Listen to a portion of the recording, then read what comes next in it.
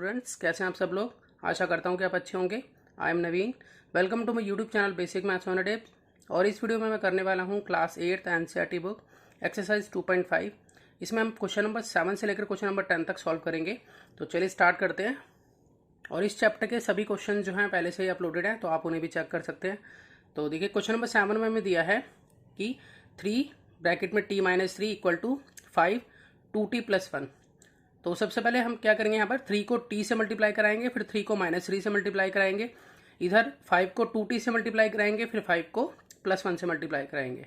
तो पहले मैं क्वेश्चन लिख लेता हूँ। तो देखिए मैंने यहाँ क्वेश्चन लिख लिया है। तो इसको सॉल्व करने के लिए मैं ये कंसेप्ट इस्तेमाल करूँगा। देखिए a b + c अगर हो तो a को b से मल्टीप्लाई करनी है, फिर a को c से मल्टीप्लाई करनी है।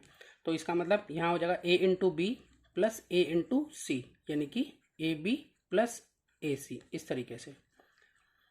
अब यहाँ पर हम 3 को मल्टीप्लाई कराएंगे t से, तो ये होगा 3t, फिर 3 को -3 से कराएंगे तो ये हो जाएगा -9। उसी तरह से 5 को 2t से कराएंगे तो ये हो जाएगा 10t, फिर 5 को 1 से कराएंगे तो 5 × 1 = 5। उसके बाद टी वाले जो हैं वो एक तरफ लिख लेते हैं, यानी कि 3t, ये जो 10t प्लस का ये इधर आ जाएगा तो हो जाएगा ये -10t, 5 अपनी जगह पर है, -9 उधर आएगा तो हो जाएगा ये +9। अब प्लस माइनस माइनस, तो 10t में से 3t गए, बचे 7t, निशान बड़ी संख्या का। उधर 9 + 5 हो गए यहाँ पर 14। अब देखिए ये जो माइनस है मैं यहाँ शिफ्ट कर लेता हूँ, ठीक है। तो क्या -1 से मल्टीप्लाई करा लेता हूँ उसको, multiply by -1 on both side. किसी भी इक्वेशन के दोनों तरफ हम कुछ भी मल्टीप्लाई करा सकते हैं, ऐड करा सकते हैं, सब्ट्रैक्ट करा सकते हैं। देखिए यहाँ पर जब मल्टीप्लाई कराएंगे तो -7t इंटू में -1, यहाँ 14 इंटू में -1, तो माइनस माइनस हो गया यहाँ प्लस, तो ये प्लस का 7t बन गया, और ये प्लस माइनस माइनस ये -14 बन गया। उसके बाद इस t के साथ जो 7 है वो मल्टीप्लिकेशन की फॉर्म में, तो यहाँ पर चला जाएगा ये डिवाइड में, और यहाँ 7 × 2 = 14। तो इस तरह से t की वैल्यू जो आ जाती है वो हो जाती है -2। तो अब चलते हैं नेक्स्ट क्वेश्चन की तरफ। अब देखिए नेक्स्ट क्वेश्चन में हमें दिया है 15 ब्रैकेट में y - 4 - 2, फिर ब्रैकेट में y - 9 + 5 ब्रैकेट में y + 6 = 0। तो यहाँ पर हम वैसे ही करेंगे कि 15 को y से मल्टीप्लाई कराएंगे, फिर 15 को -4 से, इधर -2 को y से मल्टीप्लाई कराएंगे, फिर -2 को -9 से, और फिर +5 को y से कराएंगे, फिर +5 को +6 से, और फिर उसके बाद हम इसे सॉल्व करेंगे। तो देखिए मैं लिख लेता हूँ क्वेश्चन को। देखिए मैंने क्वेश्चन लिख लिया है। यहाँ पर 15 × y हो जाएगा 15y, फिर 15 4 जा यहाँ 60, प्लस माइनस माइनस हो गया। अब यहाँ -2 × y होगा तो -2y, फिर -2 × -9 होगा तो माइनस माइनस होते हैं प्लस, तो यहाँ पर +18 हो जाएगा। उसके बाद ये 5 × में y 5y हो जाएगा, और ये प्लस प्लस प्लस 5 6 जा यहाँ 30 हो जाएगा = 0। अब हम यहाँ पर जो y वाले हैं उन्हें सॉल्व कर लेते हैं, और जो वेरिएबल न्यूमेरिकल जो है उन्हें सॉल्व कर लेते हैं। तो यहाँ पर देखिए, यहाँ पर 15y - 2y और +5y। अगर वैसे देखें प्लस प्लस वाले तो 15y और 5y तो हो गया 20y। अब 20y में से हम 2 लेस कर देंगे तो हमारे पास बचेगा 18y, ठीक है। तो मैं 18y सीधा लिख लेता हूँ यहाँ पर, कि हो जाता है 18y। उसके बाद न्यूमेरिकल्स को सॉल्व कर लेते हैं। देखिए यहाँ पर अगर न्यूमेरिकल में देखें तो एक तो -60 है हमारे पास, और प्लस वाले देखें तो एक 18 है ये, और एक 30 है। तो इनको मैं अलग प्लस कर लेता हूँ, तो ये हो गया 48। अभी जो प्लस का 48 आया ये मैं इसके साथ सॉल्व कर लेता हूँ। माइनस का सिर्फ एक ही था 60। अब यहाँ पर लेस करेंगे तो आ जाएगा 12, और प्लस माइनस माइनस करके उसके बाद निशान बड़ी संख्या का लग गया तो -12 आया। तो मैं इसके साथ अब लिख सकता हूँ कि ये जो न्यूमेरिकल्स थे इनका रिजल्ट -12 है = 0। अब ये 12 जो है माइनस का, ये उधर शिफ्ट हो जाएगा, तो 18y = 0 + 12, ये हो गया 12। अब ये जो 18 है ये अपॉन में आ जाएगा 12 के। अब देखिए एक ही टेबल से कट हो रहा है तो हम काट देंगे, तो 2 से कट हो सकता है, 2 6 जा और 2 9 जा। फिर यहाँ पर ये 3 से कट हो रहा है तो 3 से काट लेते हैं, 3 2 जा 6 और 3 3 जा 9। तो y की वैल्यू जो बनती है वो बनती है हमारी 2/3। अब नेक्स्ट क्वेश्चन देखते हैं। देखिए क्वेश्चन नंबर 9 में हमें दिया है कि 3 ब्रैकेट में 5z - 7, फिर -2 ब्रैकेट में 9z -11 इक्वल टू 4 ब्रैकेट में 8z -13 और -17। तो मैं क्वेश्चन लिख लेता हूँ। तो देखिए अब सॉल्व करते हैं इसको। यहाँ पर 3 को 5z से मल्टीप्लाई करेंगे तो यहाँ हो जाएगा यहाँ 15z। अब 3 को -7 से करेंगे तो हो जाएगा -27, प्लस माइनस माइनस। अब यहाँ पर -2 को 9z से मल्टीप्लाई करेंगे तो हो जाएगा -18z। उसके बाद -2 को -11 से मल्टीप्लाई करेंगे तो हो जाएगा +22 इजिकल टू, अब इसको 4 को 8z से मल्टीप्लाई कराएंगे तो ये होगा 32z। 4 को -13 से मल्टीप्लाई कराएंगे तो आ जाएगा -52। उसके बाद -17 एज इट इज़ है। अब यहाँ पर हम देखें तो z वाले हमारे पास एक तो z का 15z है और ये 18z है, तो माइनस प्लस होता है माइनस, ठीक है। तो इन दोनों की आपस में माइनस होगी तो 18 में से 15z अगर हम लेस करेंगे तो हमारे पास आएगा 3z और निशान लगता है बड़ी संख्या का, यानी कि 18 का साइन लगेगा तो ये माइनस लगेगा। उसके बाद प्लस माइनस माइनस, अब यहाँ माइनस होगा, जो न्यूमेरिकल हमारा 21 है और 22 है, तो 22 में से 21 गए तो 1 बचे और निशान बड़ी संख्या का, तो यानी कि 22 का लगेगा तो प्लस का साइन इजिकल टू। अब यहाँ देखें तो यहाँ पर 32z और z वाला कोई नहीं है जो सॉल्व करें, और इसमें न्यूमेरिकल दिए हुए हैं तो माइनस माइनस होता है प्लस, तो इसका मतलब 52 और 17 को हम करेंगे प्लस और ये बनेगा 69। अब निशान लगेगा इसमें बड़ी संख्या का, तो बड़ा कौन है इसमें, 17 बड़ा है, तो यहाँ पर माइनस का साइन लगेगा। अब देखिए इसके बाद हम z वाले साथ रख लेंगे तो 3 माइनस का 3z अपनी जगह पे पड़ा हुआ है और ये 32z जो है वो इधर आ जाएगा, तो ये साइन चेंज करेगा अपना, तो 32z और -69 अपनी जगह पे पड़ा है, ये जो +1 है ये उधर चला जाएगा तो ये -1 हो जाएगा।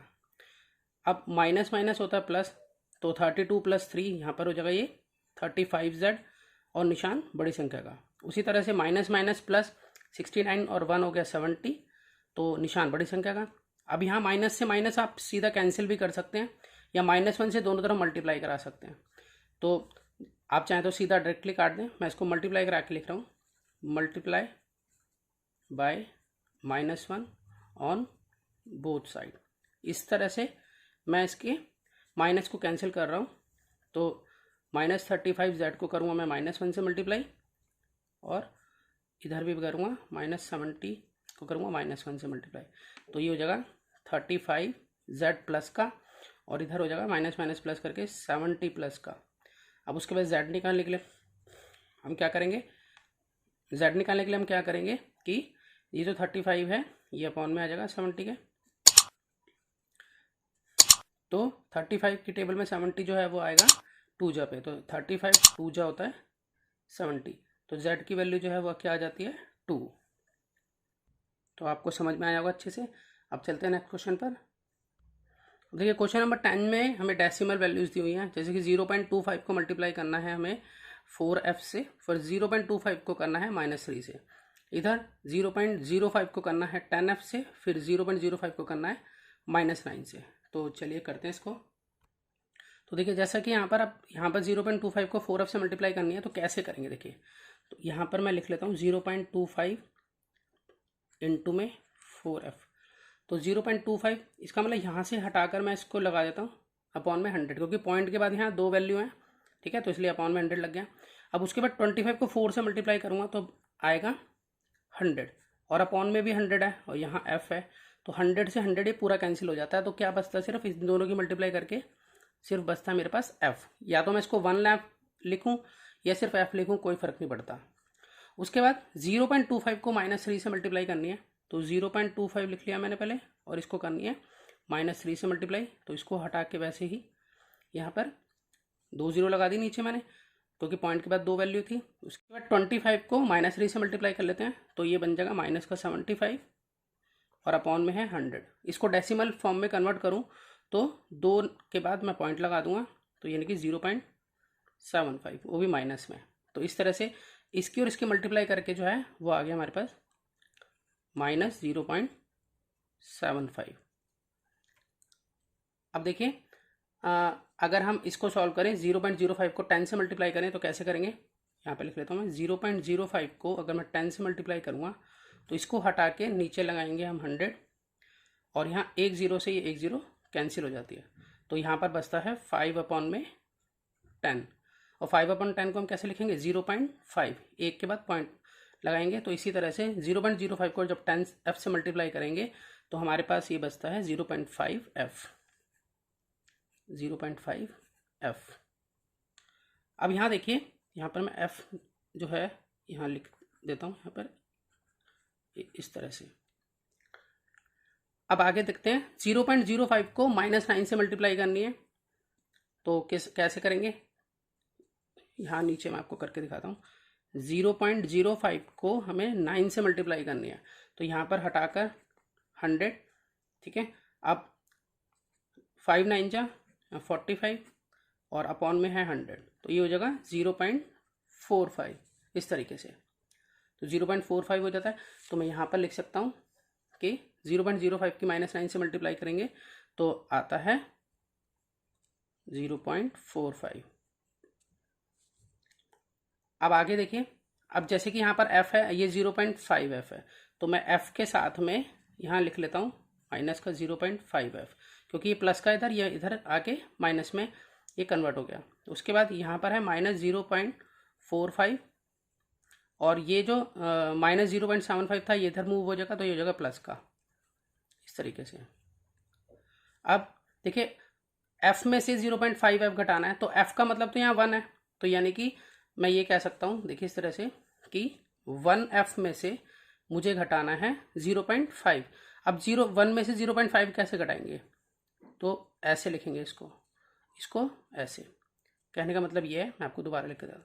1.0 हो गया 1 का मतलब, और 0.5 हमें लेस करना है इसमें से, ये हो गया ना इसका मतलब। अब ये जब लेस करेंगे तो ये 10 में से 5 गए 5, यहाँ कुछ नहीं बचा, तो 0.5 बचा। तो हाँ, इन दोनों को आपस में लेस करके हो जाएगा 0.5f।